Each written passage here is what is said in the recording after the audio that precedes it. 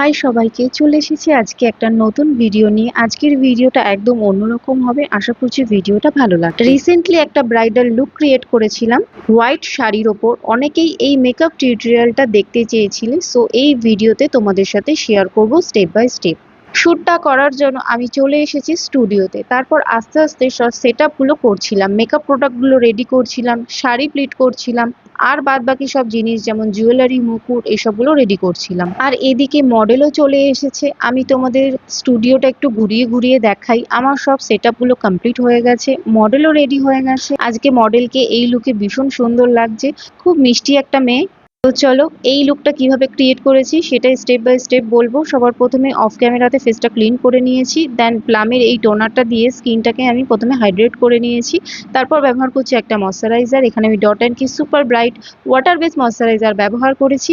এই টাইপের ব্রাশ দিয়ে সারা ফেসে আমি ময়শ্চারাইজারটা অ্যাপ্লাই করে নিচ্ছি।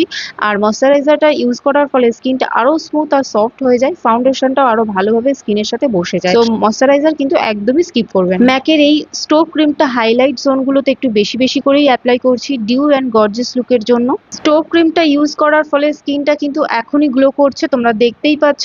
ইনসাইটের এই ম্যাটিফাই প্রাইমার ইউজ করছি, যেটা ম্যাট তো রাখবে স্কিনকে, তার সাথে সাথে পোরকে মিনিমাইজ রাখতেও সাহায্য করবে। নেক্সট আই ম্যাজিকের আইব্রো পমেড দিয়ে আইব্রোটা আমি ড্র করে নিচ্ছি। দেন একটা কনসিলার দিয়ে আইব্রোটা আমি সেট করে নিচ্ছি, বিকজ ড্রটা একটু মোটা হয়ে গেছিল, সেই জন্য কনসিলার দিয়ে আইব্রোটা আমি সেট করে নিচ্ছি। বিউটির এই কনসিলার প্যালেট দিয়ে পিগমেন্টেশন গুলো হাইড করে নিচ্ছি। কোনো রকম অরেঞ্জ কারেক্টার ইউজ করছি না, বিকজ মডেলের ফেসে সেরকম পিগমেন্টেশন নেই। চোখের নিচে জাস্ট হালকা ডার্ক সার্কেল আছে আর নোজে একটু পিগমেন্টেশন ছিল। মডেলের স্কিন টোন থেকে 2 শেডের ডার্ক টোন কনসিলার দিয়ে বিউটি ব্লেন্ডার দিয়ে জাস্ট ড্যাব ড্যাব করে নিচ্ছি, ব্লেন্ড করছি না, জাস্ট ড্যাব ড্যাব করছি। প্যাকের এই দুটো শেড দিয়ে মিক্স অ্যান্ড ম্যাচ করে খুব ভালো করে ফাউন্ডেশনটা এরকম ব্রাশ দিয়ে আগে অ্যাপ্লাই করে নিচ্ছি, দেন বিউটি ব্লেন্ডার দিয়ে খুব ভালো করে এবং সময় নিয়ে ব্লেন্ড করে নিচ্ছি। মুখের সাথে সাথে গলায় আর কানেতেও আমি অ্যাপ্লাই করে নিচ্ছি। ফাউন্ডেশন ব্লেন্ড করার সাথে সাথে স্কিনের সাথে বসে যায় না, একটু সময় লাগে, তাই ফাউন্ডেশনটা ড্রাই করার জন্য একটু সময় দিতে হবে। নেক্সট সেম ওই কনসিলার প্যালেট থেকে 3 শেডের লাইট স্কিন টোনের কনসিলার হাইলাইট জোনগুলোতে অ্যাপ্লাই করে খুব ভালো করে ব্লেন্ড করে নিচ্ছি।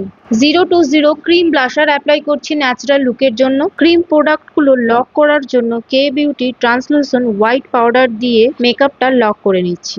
যেহেতু আমার আই মেকআপটা হয়নি, তাই চোখের নিচে একটু বেশি করেই পাউডার দিচ্ছি, যাতে আই মেকআপের গুঁড়োগুলো না পড়ে। সো আই মেকআপের বেসের জন্য আমি একটা সুইস বিউটির কনসিলার দিয়ে বেসটা করে নিয়েছি। প্রথমে ক্রিজ লাইন বরাবর আমি নিউড কালার আর অরেঞ্জ কালারের আইশ্যাডো দিয়ে খুব ভালো করে অ্যাপ্লাই করে ব্লেন্ড করে নিচ্ছি। পরে একটা কনসিলার দিয়ে আমি কাট ক্রিজটা করে নিয়েছি। আউটার কর্নারে ব্যবহার করছি মেরুন কালারের একটা শেড, আর মিডিলে অ্যাপ্লাই করছি একটা গোল্ডেন কালারের শিমারি, যেটাতে চোখটা আরো এনহ্যান্স আর সুন্দর লাগে। লাইনারের জন্য আমি এখানে নাইকার আইলাইনার ব্যবহার করেছি।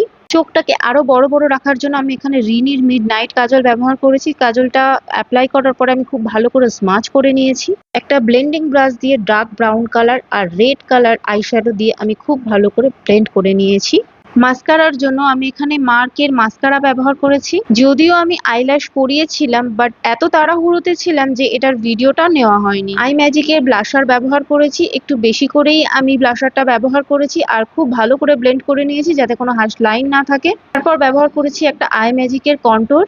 হাইলাইটারের জন্য আমি ওয়েট অ্যান্ড ওয়াইল্ড আর ভোজো হাইলাইটার দুটো মিক্স করে হাইলাইট জোনগুলোতে ব্যবহার করেছি। তারপরে বিউটি ব্লেন্ডার দিয়ে খুব ভালো করে ব্লেন্ড করে নিয়েছি। লিপস্টিক দিয়ে মেকআপ লুকটা কমপ্লিট করে নিয়েছি। একটা প্যাকেজ সেটিং স্প্রে দিয়ে মেকআপটা সেট করে নিয়েছি। তো আমার মেকআপ করা কমপ্লিট হয়ে গেছে। তো আমার মডেলের এটার ফাইনাল লুক। টানা 3 থেকে 4 ঘন্টা পরিশ্রম করে এই ফাইনাল লুকটা ক্রিয়েট করেছি।